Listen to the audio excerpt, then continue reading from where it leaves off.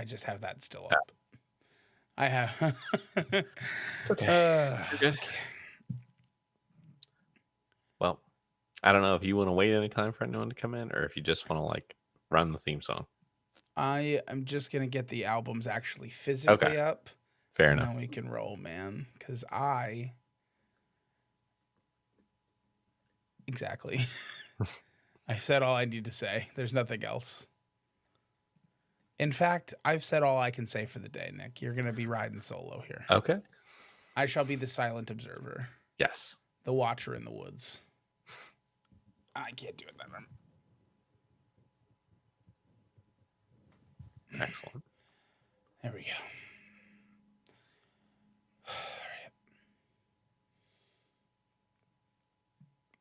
All right, I got my 3 albums up. All right, I'm ready. 3, 2, 1.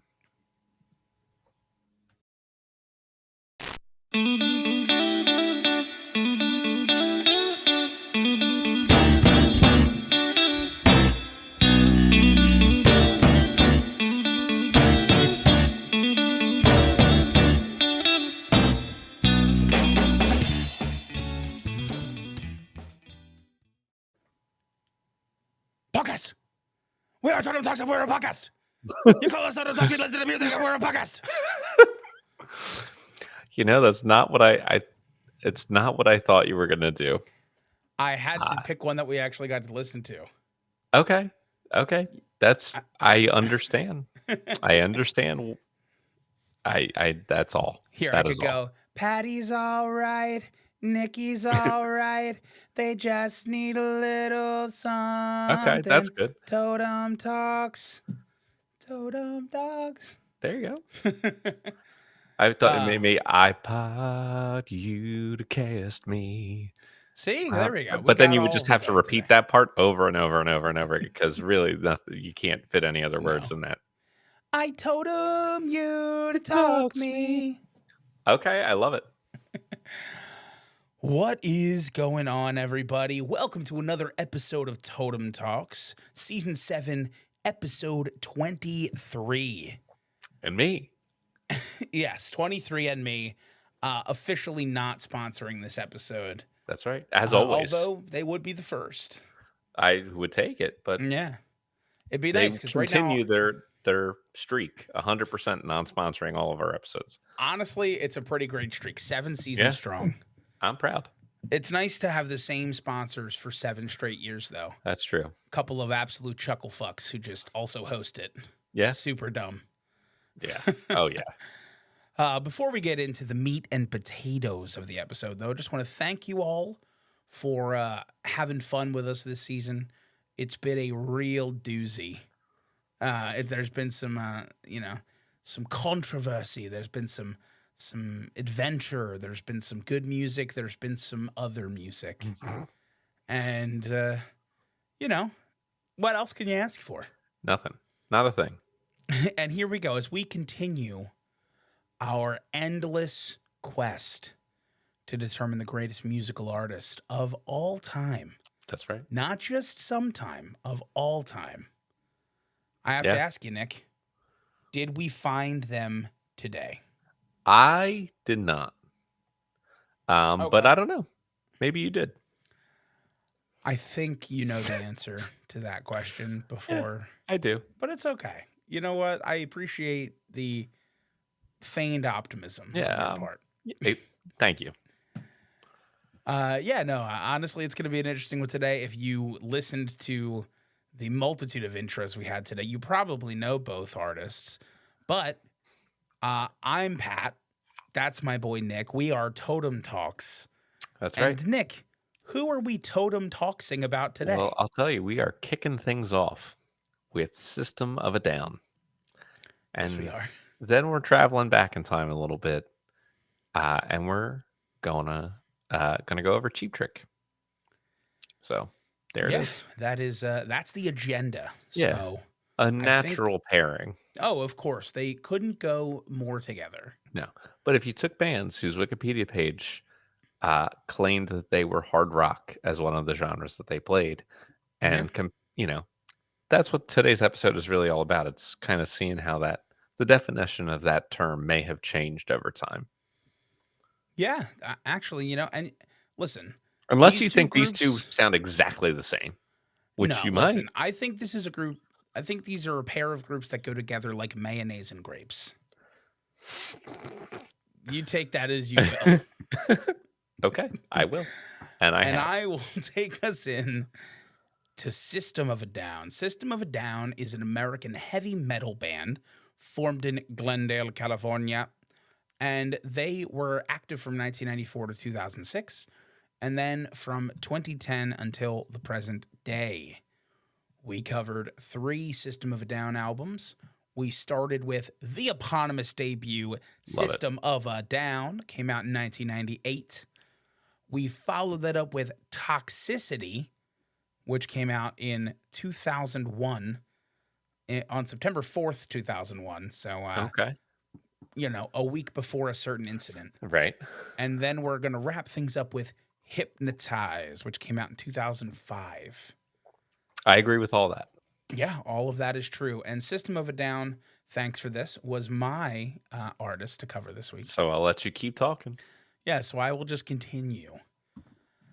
And here's what I'll say. This album is classified as new metal, which, if you have listened to this podcast before, I probably can stop talking now at this Yeah. point, and you will know how I feel. And I'll tell you this.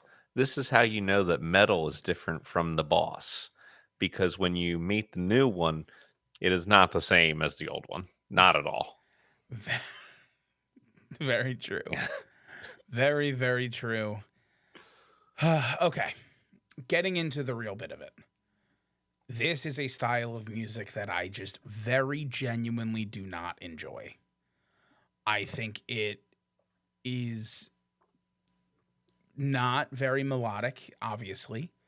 It is a little grating to listen to, especially in full album format.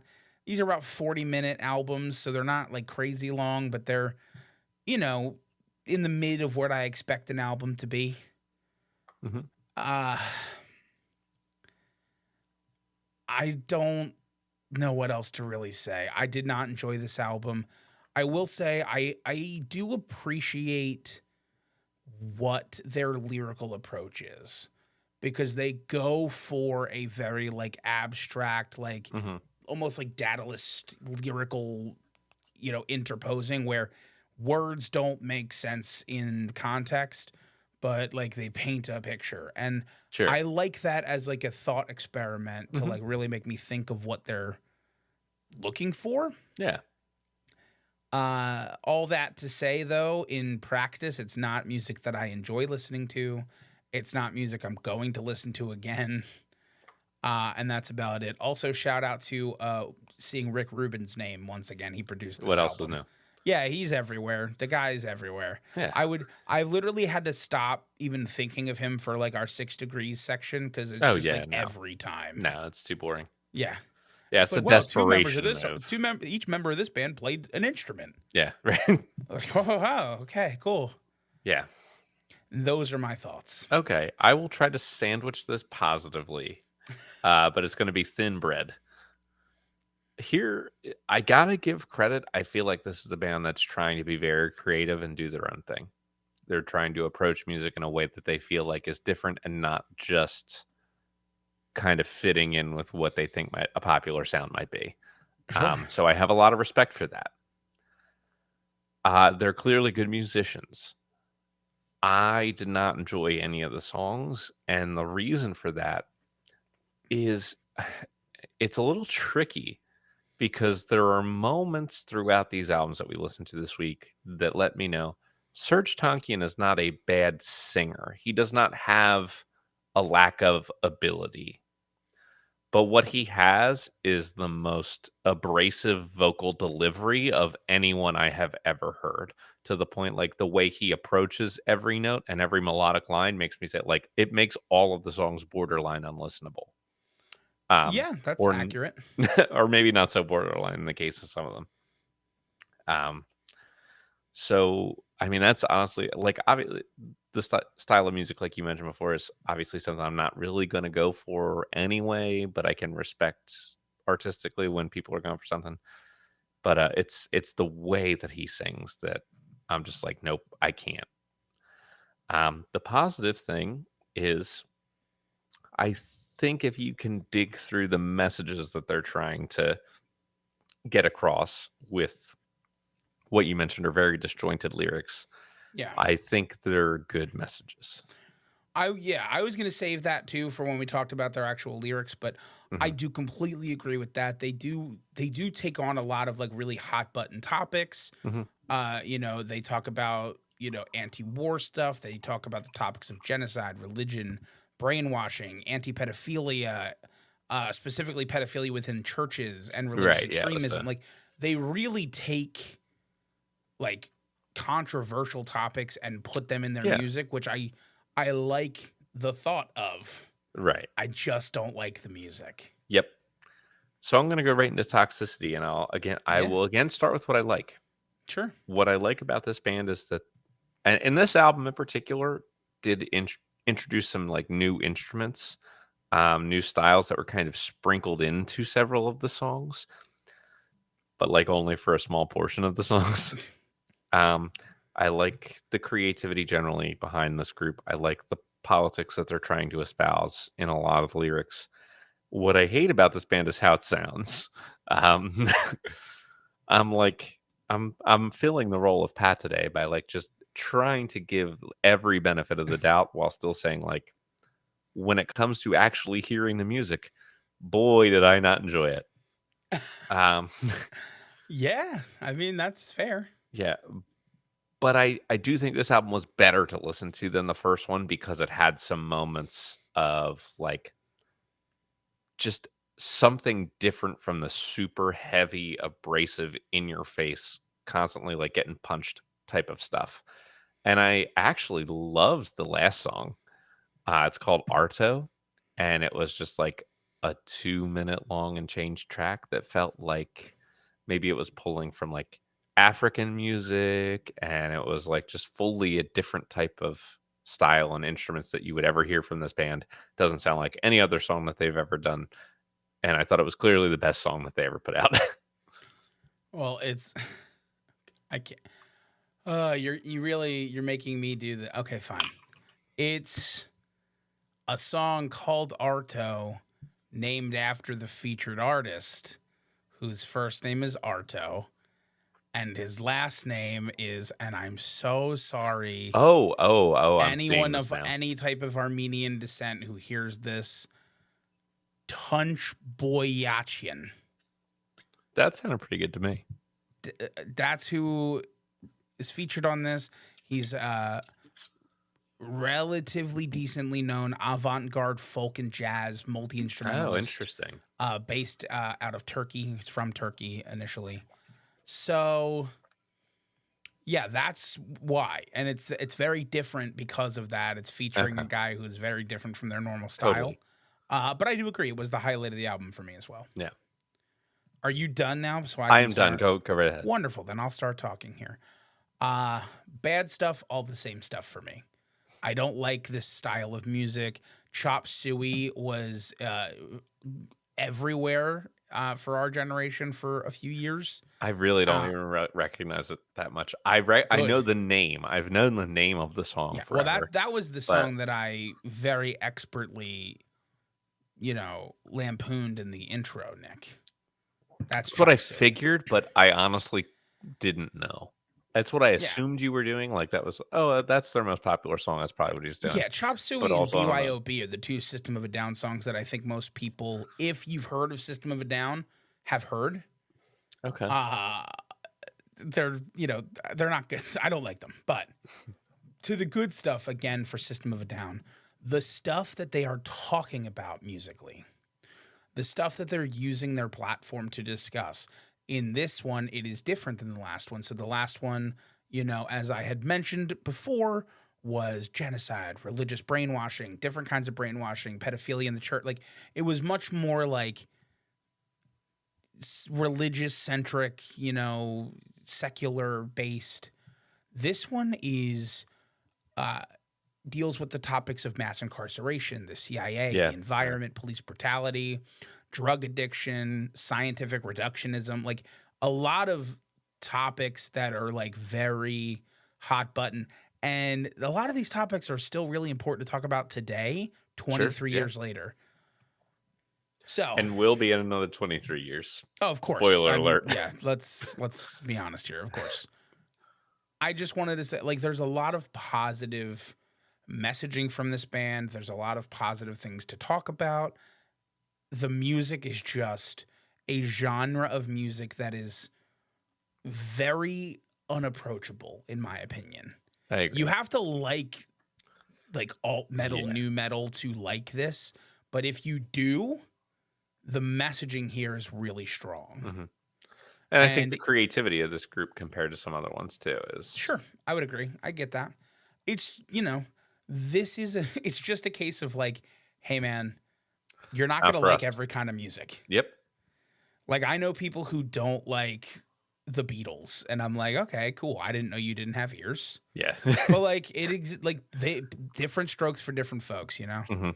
And I'll pull us into Hypnotize. And realistically here, we're not in a different space because this came out in '05. It's 4 years later from Toxicity. It's not like we've had a large amount of time in between for a ton of growth. Right. It's still in that heavy new metal, alt rock or alt metal range. This is the one that is theoretically classified as hard rock. And I guess I get it.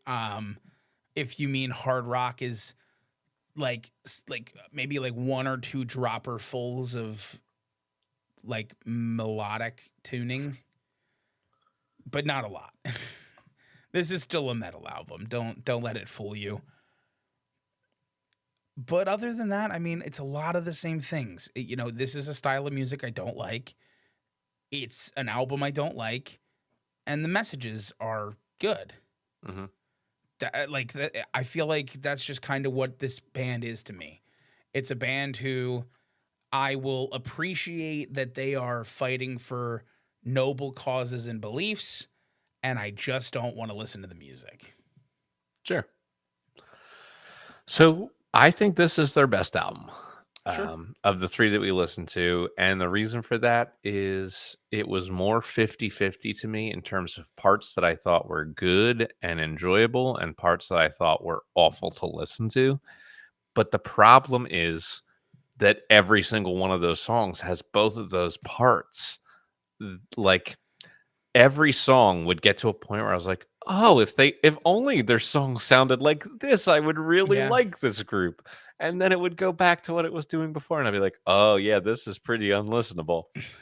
And that's super unfortunate, because I I've been trying to say, like, I appreciate so much of what they do in terms of trying to be different and carve out their own space and create different sounds and incorporate different ideas. Yeah. Um, but, like, there's at least a solid chunk of every song that is just to me, I can't listen to that type of music. It is just, like, too heavy and fast and, like, aggressive in your face, and that doesn't go well in my ears. Sure. And so I get it. All right. I guess it's time. Let's do some extra talking about System of a Down. So the unique thing, this was actually one that Nick mentioned as being a unique thing, Oh, yes. and it certainly is. This is the only band that we've covered on the podcast where the members of the band are entirely of Armenian descent. Yes, that's right. So this was a first for us. Yeah, well, you heard us saying all the Ians at the end of the name, so Yeah, that is true. That's a good indicator. no. So the highlight, we don't do this if we can avoid it, but it's really hard to avoid Toxicity, the album being the highlight of this band. It went 6 times platinum in the US. It hit number one. It 3 earned them, singles multi-platinum too. yeah, 3 multi-platinum singles. They got a Grammy nom for Chop Suey for Best Metal Performance. All things kind of really put this band on the map. Chop Suey, I remember from like kind of around, not around the time because I was like 9, but Mhm. I remember there being a little bit of like controversy around 9/11 because this album was number 1 on the charts at the time and whatever. People, it Yeah, they'll is. find a conspiracy for anything. Yes, and they certainly will. This was a band. I mean, this is a band of, members of Armenian descent. It's Middle Eastern influenced music, according to them.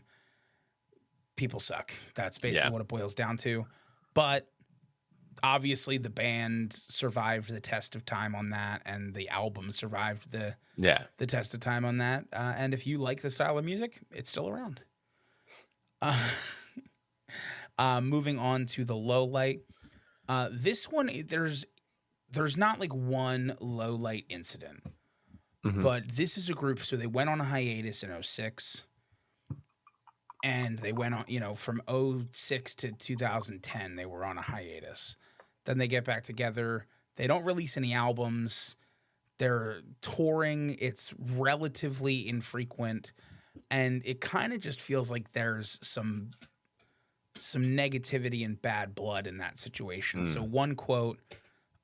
one quote here from January of last year, 2023, January. Um, Dolmayan claimed that Serge Tankian, quote, hasn't really wanted to be in the band for a long time. And quite frankly, we probably should have parted ways in 2006. We tried to get together multiple times to make an album, but there were certain rules set in place that made it difficult to do so and maintain the integrity of what System of a Down stood for. Okay. Serge Tankian also had come out on an interview and said that one of the main reasons they weren't coming out with an album, they had some new music, but were non-committing. They weren't committing to another album because they didn't want to suffer through long-form touring, like an album release tour. Oh, okay. And it seems, kind of reading between the lines, that that's Serge Tankian's opinion Okay. and But maybe not not everybody necessarily else. the full band's opinion. Gotcha. So that's kind of the low light because a little bit of disjointedness in the Mhm. group. It seems like we're probably not going to get any more System of a Down Which records. I feel like at this point, an artist like them that was so popular at the time could release an album and not tour on it at all, and it would still be pretty successful for them. Yeah, but sometimes if you get that in your head and you just get that, Like the you Beatles know, stopped touring so fast. Steely Dan barely ever toured, this is, yeah, and they System of a were Down, the like Beatles. immensely successful. Yeah, I usually put them right up in right next to each other. Yeah. Well, you know what I'm saying? Like a I band do. has a following and they're popular and they're multi-platinum selling a bunch of albums. A Yeah, long time passes, people are, they have a large fan base, people who loved them at the time, people who got into them since, that would all absolutely consume a new album if they put it out, even if they didn't tour. I mean, let Surge know, man. He's waiting to hear from you. Okay, fair enough. In terms of nicest and meanest, I don't really have anything for meanest. For nicest, I will say that Serge Tankian himself does seem to have like a variety of causes that he, Right. champions, mostly surrounding like Armenian rights and things such as that. But also, a lot of their lyrics have to do with really important hot button topics that they are bringing awareness to, and they do speak publicly on them. So it seems like a group made up of decent dudes, you know what I Hmm. mean? Like, and they're using their platform for relatively noble causes. Sure. So I'll give them that. And then I'll close out with the 6 degrees. So there was an album that came out in 1998, Nick. Okay. Now Let me 19 think. 1998 album that came out in 1998. yeah. Could have been a Backstreet Boys album. I mean half of them could have been. Yeah, I don't know. I don't know. What was it? So, in 1998, now if you'll remember, System of a Down's first album came out in 1998. Okay, that sounds right. Yes, I another remember very album that well from came being out 6. in 1998 was the album Chef Aid, which was a South Park album. Okay. And also on that album is, I guess the most famous song on it is Eric Cartman singing Come Sail Away. But other featured artists on this album, other than Trey Parker and Matt Stone, who are Right. not And 6 degrees Isaac of Hayes, TotemTalks, presumably. and Isaac Hayes, presumably. which it technically would be a 6 degrees of Totem Talks. Isaac Well, Hayes he's was, written on song. We haven't covered him specifically, but he's written on definitely several songs that we've covered. yeah. Well, yeah, because he wrote with Booker T. He was around Yeah. that. He was in that. Yeah, so Mhm. he's there. He was there. But Ozzy Osbourne was featured on this album. Elton John, Rick James, Meatloaf, Joe Strummer, and Tom Morello of the Rage Against the Machine. And then also Benmont Tench from the Heartbreakers. That's an interesting grouping of folks. Yeah, I would love to hear them all perform like a We Are the World situation. That like I including Serge Tankian. I want Serge Tankian, Trey Parker as Eric Cartman, Ozzy Osbourne, Elton John, Rick James, Meatloaf, all even, alive or dead. Joe Strummer, Tom Morello, and Ben Montench to Just all throw his corpse perform up there. That'll be good. in some type of We Are the World. Okay. And with that thought in your brain, I will close out System of a Down. Okay. It's time to turn a cheap trick.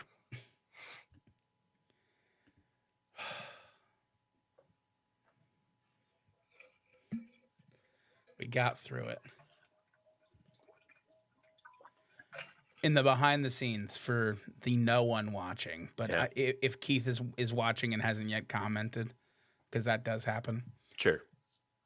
All of those notes were Nick and I, mostly Nick, because I was just frantically trying to get this podcast set up because I had to work late and I had just a crazy week. And so Nick's just like feeding me facts and I'm just like rapidly typing them. It was And I'm sitting here great. in the episode like, oh, really? I can't Yeah. believe it. Hey, That's so I've told you strange. before, you belong on the stage. Yeah. I'm going to cut my elbow off. I mean, if you think that would be best. It can't be worse than what's Like happening Melania to me. says, be best. It can't be any worse than what's going on. Everything's fine. Everything is fine. Everything is beautiful. Nothing hurt. These aren't the droids you're looking for.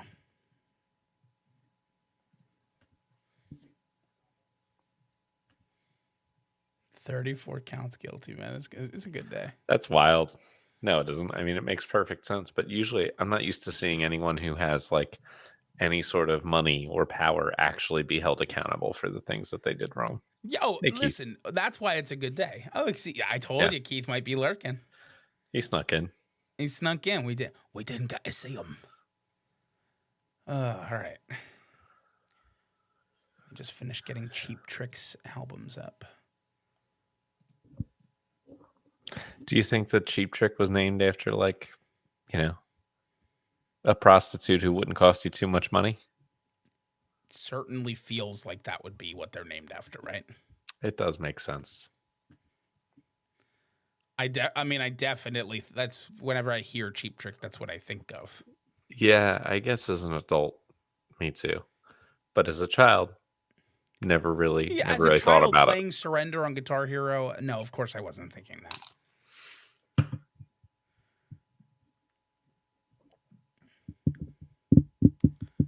All right.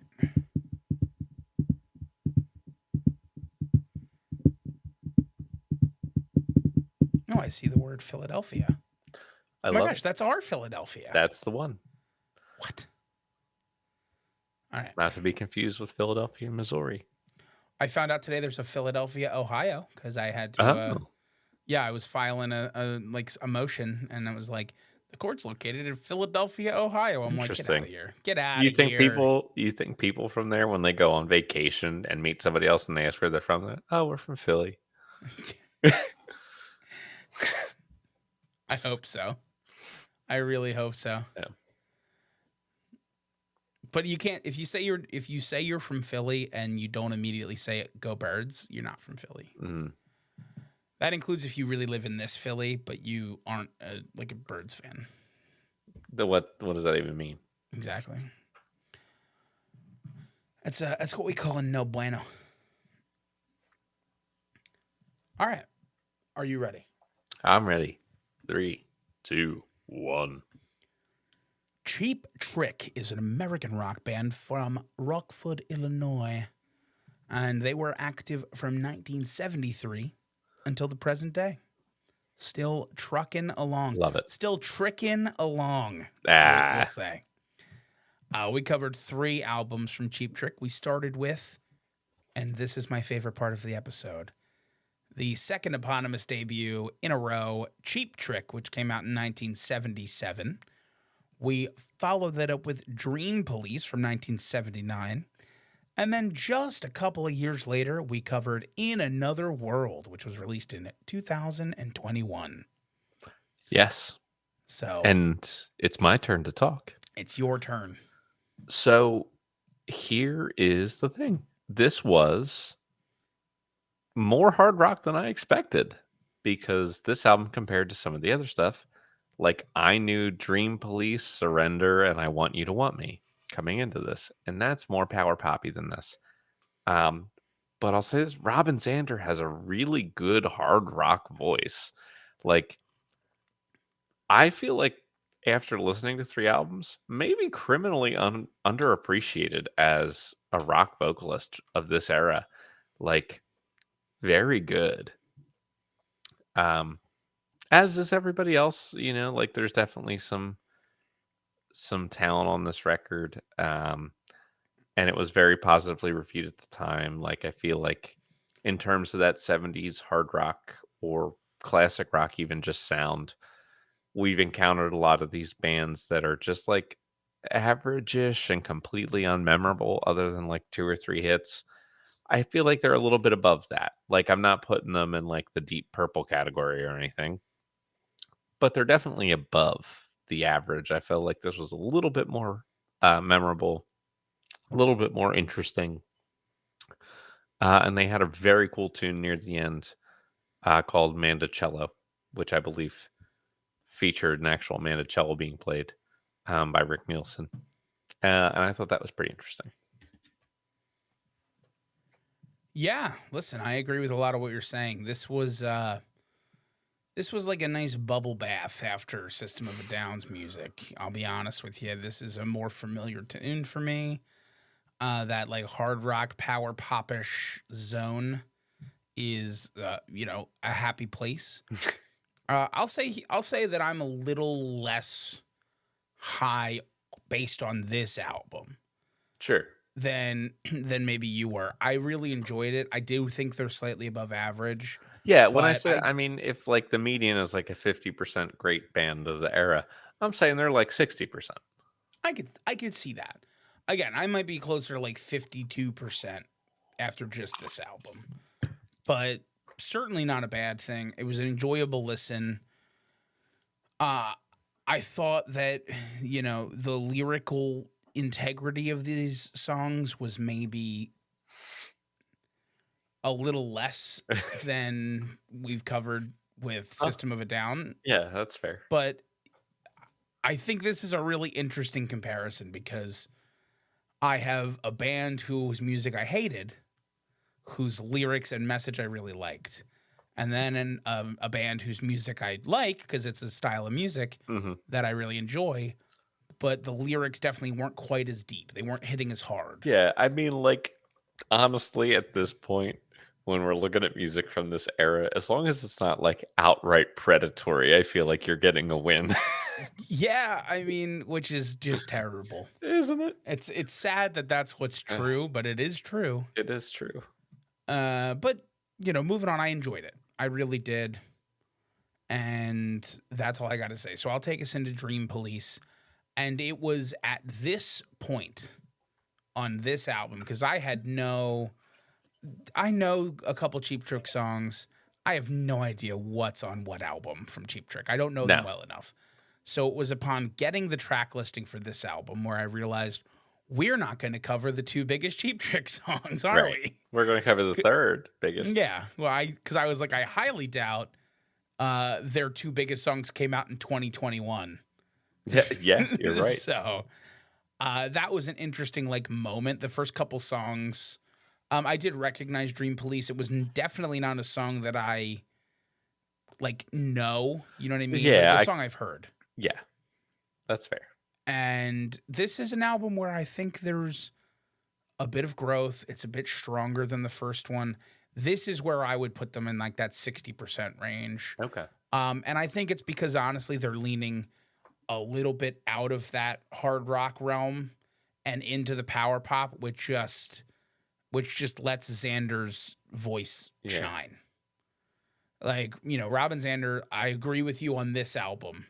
His Sure. vocals are really coming through in a way where they just kind of didn't uh in my mind of Cheap Trick. Like Surrender is not really a hard vocal.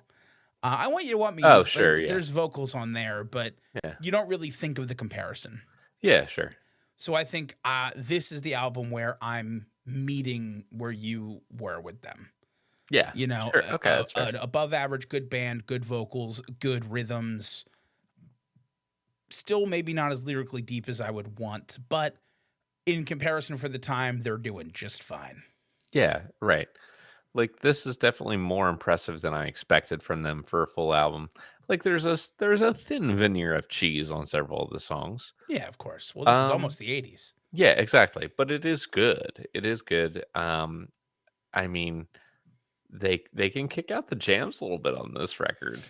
I thought that it kind of culminated with Gonna Raise Hell. Like that was the song. That was them doing stuff that I didn't really expect. Obviously, the lyrics aren't all that impressive, but it was a 9.5 minute song from Cheap Trick, and it was pretty good. I felt like they really There's grooved on it. there's Basic Nick making an Yeah, appearance. I know. Song is long, me like long song. Yes, I do.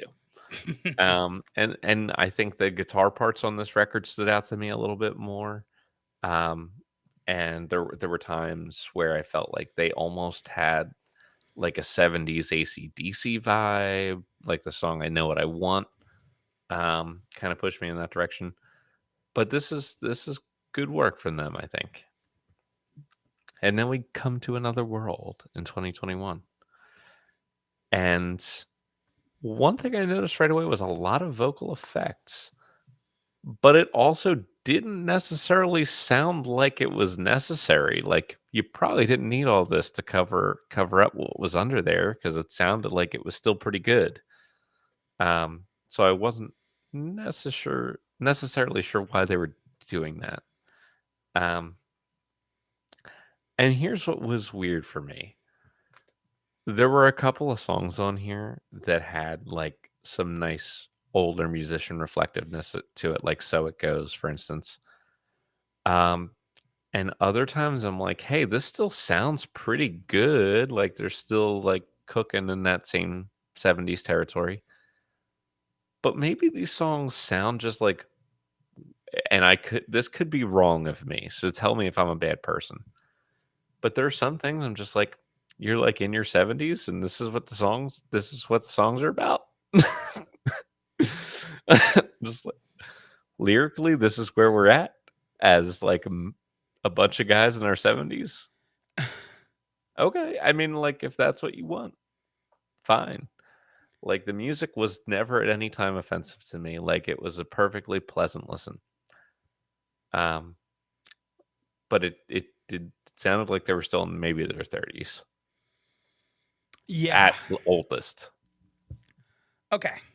So here's what I'll say. You mentioned my first point, which was the vocal effects, and I agree with you. It doesn't sound like Xander needed them, No, I don't think he lost much. but what it sounded like was trying to make Robin Zander sound like he did in the 70s, Sure, which is and a fool's that's tough. errand. Yeah. I watched this on YouTube instead of listening on something, and a lot of the comments were mentioning like, "Oh, I just saw these guys in concert touring on this album. Xander still sounds great." Yeah. It's like, "Okay, then It why?" it's he sounds like I can hear through the processing Yeah, that it still seems like he's got a lot in the tank right. vocally. And I mean, he's only 71 now.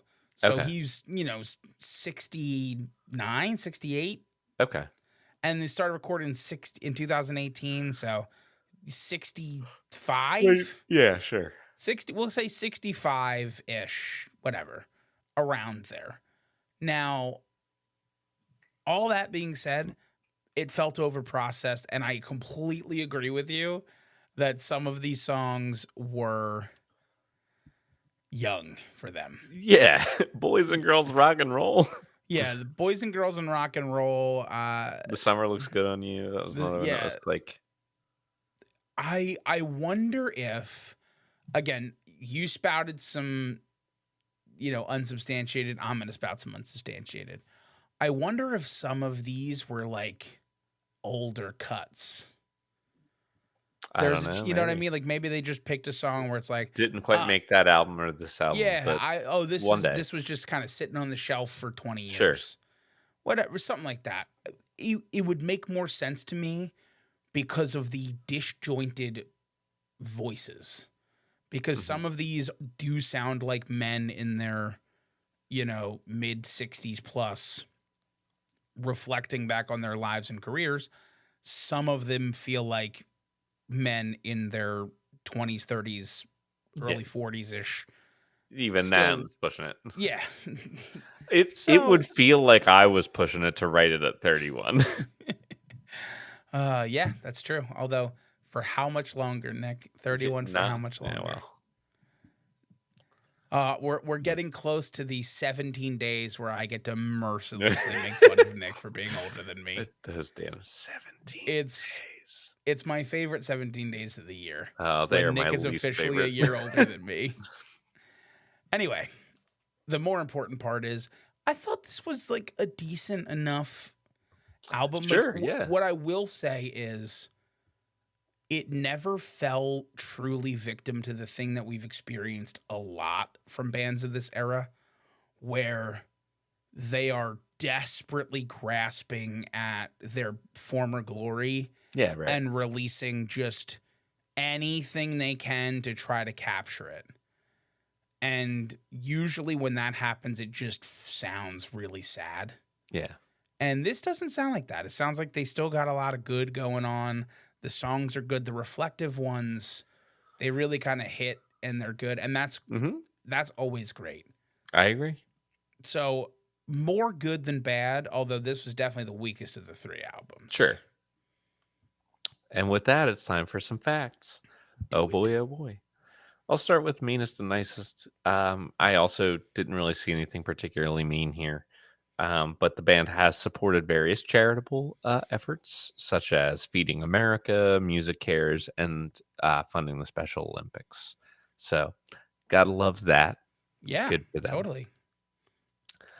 I'm going to go with their highlight and low light now because they're tied into each other, strangely enough. I do connect those things. So I have a few things for highlight.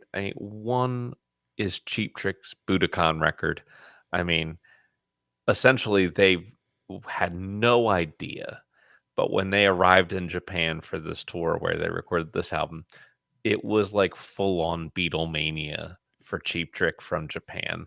Like they were greeted as gods on earth there, um, which was honestly, probably fueled them playing some of their best stuff, which gets recorded and released as Cheap Trick's Budokan record, which was only originally supposed to be pressed for sale in Japan, but it was so incredibly popular there that they were like, "Oh, well, oh shit, well, we better start pressing some vinyls and start releasing worldwide," and it became their most successful record they ever had. Um, For so for one very specific reason in my eyes. And I think a live record, you assume that a live record you're going to sound good if you're a good band, and Cheap Trick is a sure, good yeah, band. right, The energy of the audience on that Budokan record, hmm Cheap Trick of Budokan, is so electric. I've listened to a couple of them, and sure, I'm not the biggest fan of like strictly live albums. I like watching live and I okay, like listening to recording. That's been my yeah. vibe forever. Yeah, it depends. I've been getting more into live albums lately, but a lot Sure. of that is instrumental too. I Like live just instrumental, I think works really, really well because you get a sure. lot of creative and different stuff that's not on the record. Whereas sometimes vocals can just not be mixed very well with the rest of the band, or Yeah. if a lot of singers out there don't sound nearly as good as they do with studio magic. I get it. I get it. That's one of the things I hope to never fall victim to Right. personally. Like I Mm, I I try to make sure that when we're recording our stuff that like this is something I can do live. sure. and then I write stuff to the very limits of what I can do live, which is Yes. stupid and Yeah. dumb. Well, don't we both? Yeah, yeah. Well, yeah. You're just as bad. You're just as bad, Yeah. Mister. Oh, I'm gonna just sing some high A's And an A sharp. Thank and an A goodness we sharp. play half step down. Your A sharp is my C, and we both are stupid. Hmm.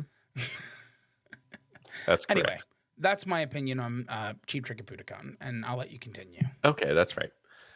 However, you could also consider their highlight their induction into the Rock and Roll Hall of Fame in 2016. Unfortunately, what you could consider their low light is the fact that they were introduced into the Rock and Roll Hall of Fame by a Mr. Child Stone, Kid Rock. So this is Ugh. 2016 Kid Rock. I feel like we already had an inkling he was a piece of shit by then. Yeah, really don't like Kid Rock. No, not a huge fan. Oh, is Um, this the? Hold on. Before you keep going, okay. off record, we had discussed an article that Yes. had come out Uh-huh. about Mr. Childstone himself, Kid Rock, Yeah. and where he was just a fully like deranged conspiracy theory lunatic. Yeah, who was like treating the writer who was there to interview him in like a very creepy and uncomfortable way. Yeah, like seriously. So I'm not even kidding you. I believe it was Rolling Stone. Yeah. I highly recommend if you want a good chuckle, but also like to be terrified that human beings like this exist. Go look up like Kid Rock Rolling Stone album or record, not record article. Yeah. It's article. The most Kid recent one. Rock Rolling Stone article, and it's one of the most recent ones. It's a guy that basically just like spent time with Kid Rock talking to him, and was just the entire time trying to like coax anything sane or coherent out of the man And then and trying to failing like miserably. leave. Like Yeah, for a and then while trying trying to to get leave out. and not being able to leave. It was the most uncomfortable thing. And that, like, seriously, I don't recommend Rolling Stone a ton. All like, Because the website's impossible to use. yeah, but it's worth figuring out how to use for this article. The man is crazy. He is. Okay. So other than that being the low light, you could also call Rick Nielsen refer to the one song Up the Creek, which was a title track for a movie that came out of the same name, was like the worst song he had ever written.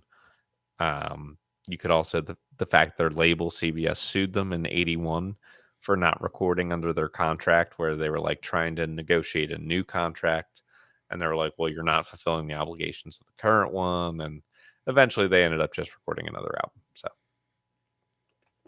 that happened. Yeah, fair enough. And I'm gonna go with their unique thing next, and I had conflicting sources, so I don't know for sure which one of these is true.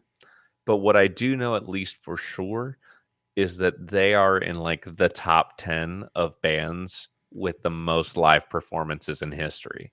Like they've performed, depending on the source, anywhere between 3,900 plus to 5,000 plus shows live. So just the opposite of System of a Down. They really Yeah. like that long form constant touring. Yeah, they're exactly. They're up there near the top. Like I did read some articles that were saying that they were the band that with the most live performances in history.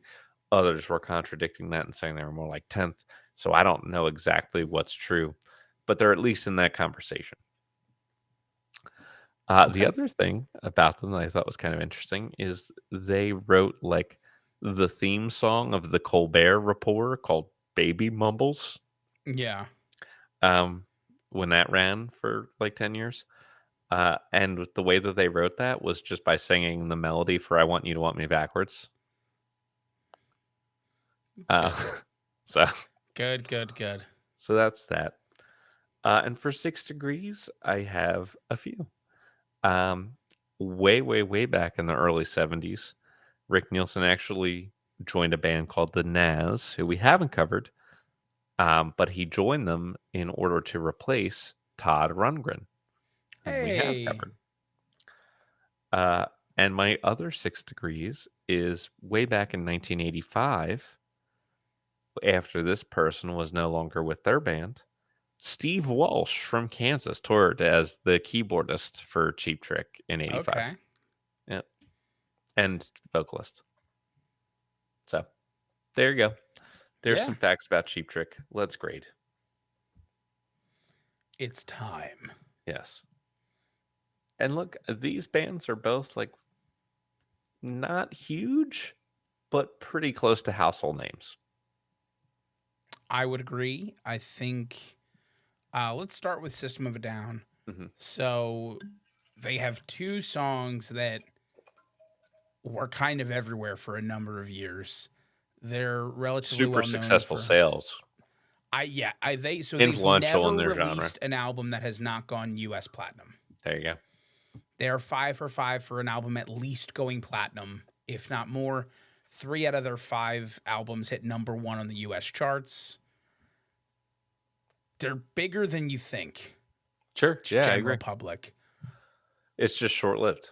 It's just short lived. But a lot of sustained success post album releases as well. Like they've had successful touring, they've had successful concert performances. They're still around, they're still doing things, even if they're not releasing albums.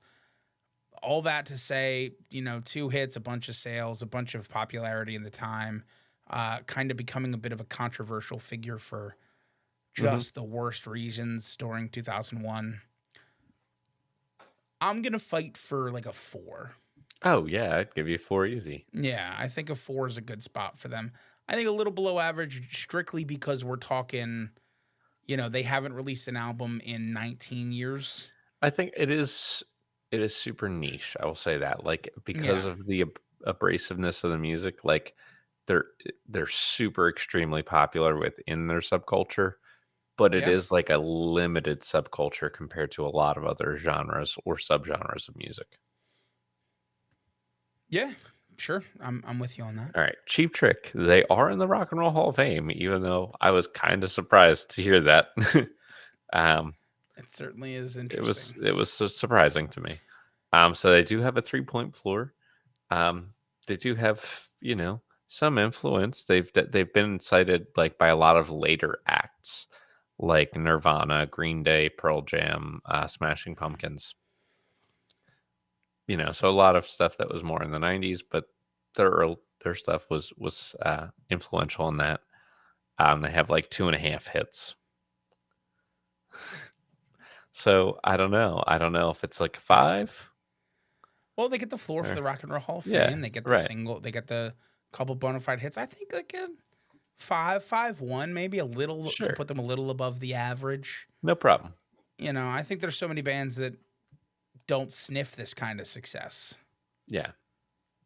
So, All right. System of a Down, 5 albums, yes, 4.3 to start. But a ton of sales, so they're ton of gonna go up. sales. Yeah, I mean, seriously, I'll just run them off real quick. This is only. I don't have enough time to go through all the platinums, so I'm just going over US platinums. First album 2 times, Toxicity 6 times. Third album, Steal This Album, platinum. Mesmerized, double platinum. Hypnotized, platinum. Right. So So, that's 12 and million right there. yeah, and there And is then a single lot sales, more than that. another, yeah. So, So I would struggle to give them less than like credit for them about 20 million. yeah, I think that's fair. Um, so I would be forced to give them probably a solid like 0.4. I dig it. I'm with you. All right, that's puts them up to a 4.7. How would you like to affect their quality score, Pat? I'm going to I'm going to take away point 2. I'm being as generous as I can be because I hated all of the music except for some snippets of the third album, but I really, really like the lyrical messages that they were coming across. And I think that will instead of taking away a point 0.3, they gave me that point 0.1 back with being as stand up as you could possibly be while putting out just music I don't enjoy at all. For the same reasons, but regarding the creativity of the writing, I will do the same exact thing. Okay. Cheap Trick has 20 albums, gets a 6.4, and they do have 20 million in worldwide sales. I'm going to give them a 6.7 to start from. Okay. And I'm going to give them 0.2. I think they're going to inch their way up to a 0.2. If they're like a 0.15, 0.16, that rounds up. Yeah, and I would probably be thinking along those same lines. The third album for me didn't add anything, and so for that reason I'm only going to give them a point 0.1. I Beautiful. thought there was enough to equal out that third album that Hmm. just a point 0.1 for me. Okay. So instrumental talent. I think both of these instrumental sets of instrumentalists showed above average skill. I think Robin Zander is a really excellent vocalist. Serge Yes. Tankian is the reason I can't listen to System of a Down, even though I don't like. I hear like the raw talent when he has his parts where he's Yeah. singing, but the approach of the vocals here, like, just it's. I hate it. I hate it. It is so It irritating. is just such a style of music that neither of us enjoy. It's honestly, this is a band who I am shocked is coming across as positively as they are from us. Sure. Like, really, like, just listening to the music and doing no research, I was ready to come in guns a-blazing, like, this is bad, it sucks. And then through, like, doing some research into the lyrics and then, like, all of the messaging these albums were portraying, and then, like, reading the lyrics with those things in mind, I was like, "You know what? Everything on this part is great. If I pretend the music doesn't exist, I like System of a Down." Right. So for that reason, they're just getting like a slightly negative review instead of just like a bashing. Yeah. So where do we go for instrumental talent? Like, because I don't think you get negatives for anyone but Tankian. Yeah, but the question is like the style of music is doing some stuff, but there's really no like melody. There's Yeah, not it is. there's It there's is. no like lyrical carrying over of these tunes. And so I have a hard time hearing anything other than like certain instances of technical prowess, which Yeah, I think you and I definitely. will both agree technical prowess is only part of the puzzle of being a I good and I agree. instrumentalist. I agree with you. I agree with you, but it does have to count for part of that, and Sure. they're definitely above average at that part. They're above average at technical prowess and I think below average in terms of making your instrument speak. Okay. And I think all of that really would boil down to me being around a 5, maybe a little above a 5. And then I'm sorry, Serge, your vocals really lower it for me. So the score that I would want to give here is a 4.6. I will settle with a 4.7. Okay. And then Cheap Trick, it definitely is a little bit above average instrumentally and does not suffer. In fact, they are carried a little bit more by the vocals here. Yeah, so I think this is a group that they're more melodic and so therefore my ear enjoys it more. However, I would say like in terms of technical prowess, I think they're doing a good job. Hmm. You know, Nielsen is doing really good things with his stuff. It's above average classic rock by a It's little bit. above average classic rock by a little bit is exactly the way to put it. So the score that I'd be starting with here, you know, I was talking like maybe like a 5.1, five Yeah, two sure. for System. Cheap Trick probably like a 5.3, 5.4. Okay. It's, you know, still in that above average range, but not crazy. And then Robin Zander has all of the things I look for in a strong rock vocalist: melody in his voice, emotion in his voice, just a pure timbre to his voice where he, you know, shines, and then Range. like an effortless range. All of those things like are the building blocks of building a singer for this genre of music. And so I think that that jumps their score from, we'll say, a 5.4 up to maybe even like up to a 6. Okay, you got it. Songwriting. Cool. This is to me starting to get into the portion of the show where I just think System of a Down has a little bit more of an edge because what they do is just way more unique and different. And what Cheap Trick does, like they brought some above average talent to the same old, same old. Yes. I I agree, and this is where I am making the concerted effort to remove my like or dislike of the music in terms of the sheer uniqueness of it. They are, they're marching to the beat of their own drum throughout their stuff, and I do think that's impressive. Now, what I will say is, It's abrasive to 95% of listeners. yes, and I think that because of the way they go about it, to the non-fan of this group, Hmm. there's a tendency for these songs to bleed together Sure. Yeah, because I get that. you're not getting those hooks or those licks that Hmm. really set a song apart here. So you're Yeah. getting much closer to that like avant-garde new metal style where, new metal has places where it can succeed, but if you look at the new metal bands that we've discussed where there's been more positivity in the music, it's because they've had a member of the band carrying. So Hmm. when we covered, like Chester Bennington was Yeah. really, carrying that band, and so I struggle with that a little bit here, but with all of that aside, I still think this is an above average score. I agree, and they're starting from a 4.3 Hmm. because of the 5 albums, but I would be willing to take this group closer back to 5. I think we give them a 5. Yeah. Excellent. Cheap Trick, like the credit I can give them is like the catchiness and I heard a pretty clear difference between the first 2 albums in Yeah, in their hard rock versus their power pop phase. Like they write catchy pop rock tunes that are good. yeah, Um but there's like it's almost like the definitionally a 5. I think so. I think honestly, the number I was going to go with was 5. I think that their talent carries mid songs. Sure.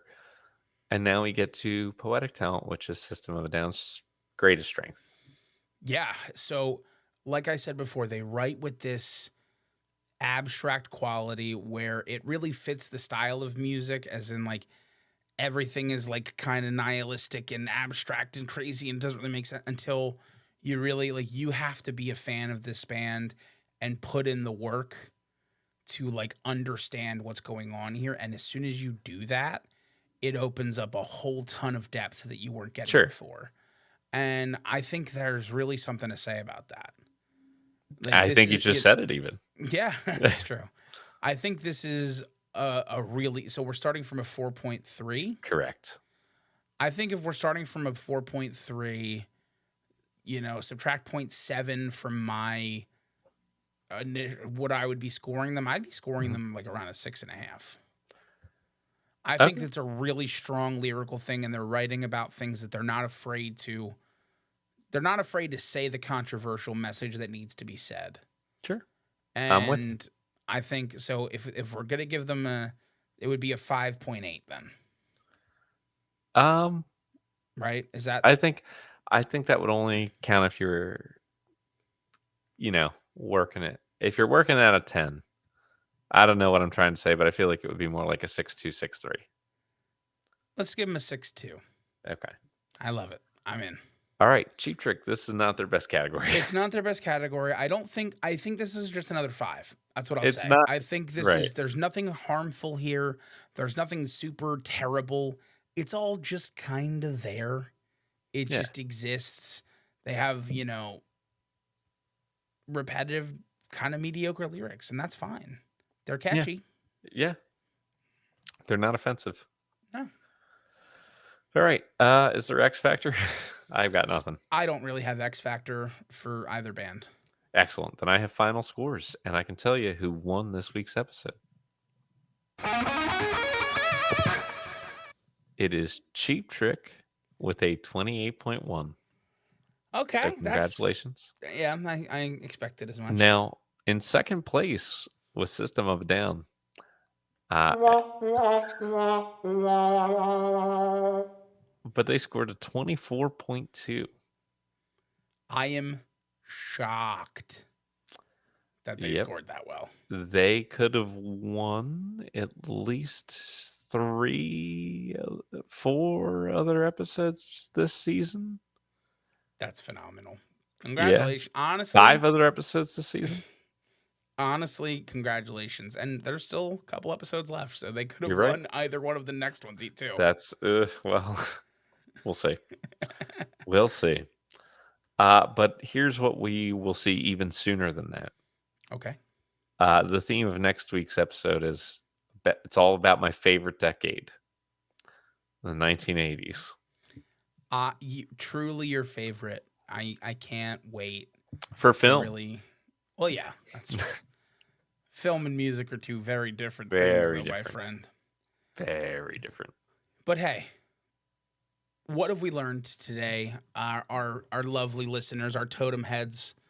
I think we have learned that if you want to experience good lyrics, sometimes you just have to read them. Yeah, that's a great point. And definitely don't listen to the song they were a part of. Yeah. And you'll be better for it. So good. Somebody should take, like, what would you call lyrics? I guess like they're just poems on their own. Put them into like a book Sure. or something so that you could Yeah. listen to them or, with your eyes. I'll do that and I'll call it Where the Sidewalk Ends. I love it. I love it. I have some really offensive stuff that I want to say like 10 years after that, though.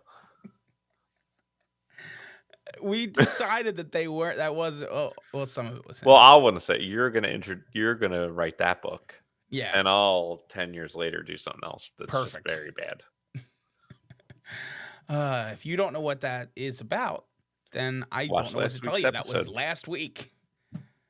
All right, that's enough, Nick. It is. We've Get the done hell out of here. enough.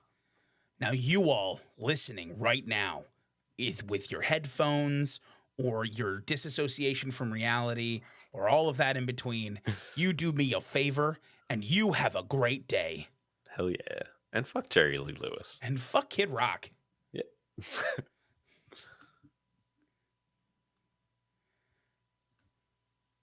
Good. All right. Done it. Excellent. Dinner is ready and waiting for me, so I should. Wonderful. Should go And running. we're only 1 minute after the Phillies game started. So Nice. I will be All right. watching that. Very good. Go Birds. Go Birds. I will talk to you very soon. Yeah, man. I will see you on Sunday. Yes. Cool. Adios.